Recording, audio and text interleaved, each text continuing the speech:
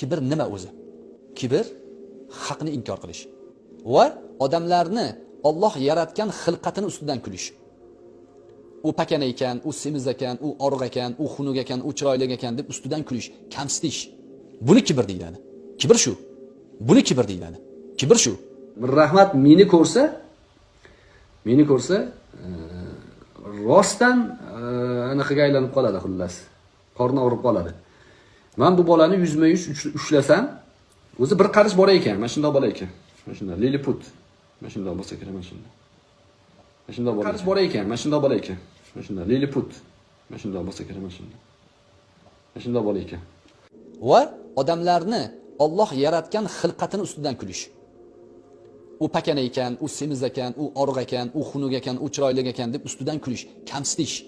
Buni kibr deyiladi. Kibr shu. O'zi bir qarish bor ekan, mana shunday bola ekan. Mana shunday liliput. Mana shunday bo'lsa kerak, mana shunday. Mana shunday qarish bor ekan, mana shunday bola ekan. Mana shunday liliput.